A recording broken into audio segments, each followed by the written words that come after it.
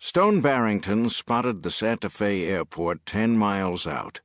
Albuquerque Center, November 123 Tango Foxtrot has the airport in sight. N123TF, contact the tower on 119.5. Good day to you. Good day. He turned into the channel. Santa Fe Tower, N123TF, 9 miles to the north at 10,000. Request straight in for runway 20. N123TF, I have you in sight.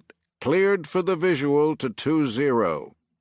Tango Fox, cleared for the visual. Stone lined up on the runway, reduced power, put in his first notch of flaps, and dialed in 8,000 feet.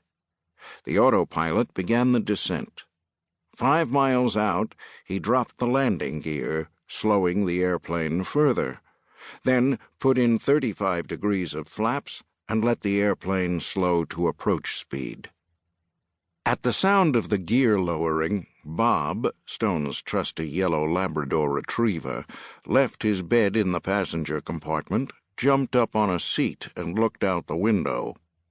At 500 feet above ground level, Stone slowed to reference speed of 107 knots, crossed the runway threshold, and settled smoothly onto the tarmac.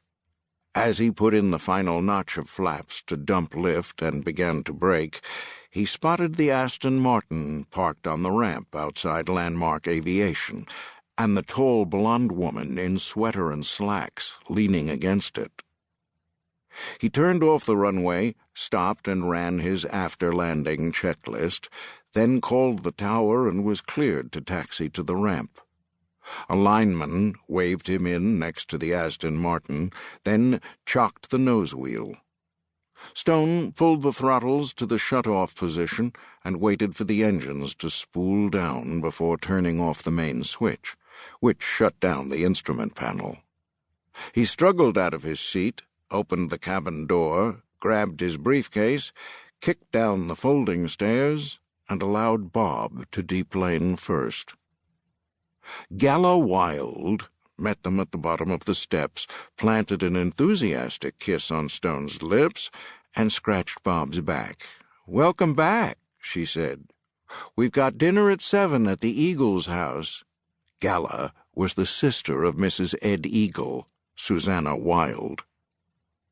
Stone retrieved his overnight bag from the forward luggage compartment and tossed it into the rear of the Aston Martin along with his briefcase, which used nearly all of the available luggage space, then got into the passenger seat and let Bob crowd in beside him. "I'm ready for a drink," he said.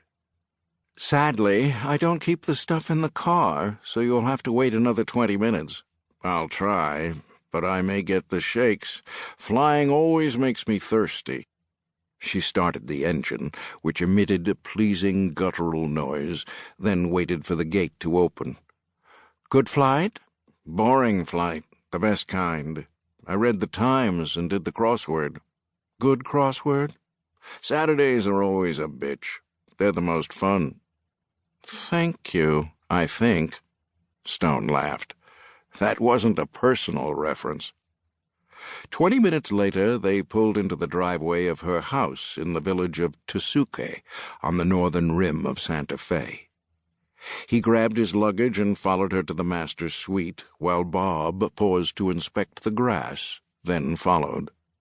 Stone dumped his bags in the master bedroom and followed her into the kitchen sitting room, where a leather-covered rolling bar held a nest of bottles. Bob settled for Tsuke well water.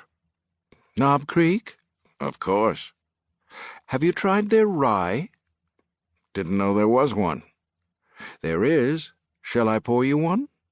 "Go ahead. I'll be brave." She handed him a glass and poured herself one. They both sipped.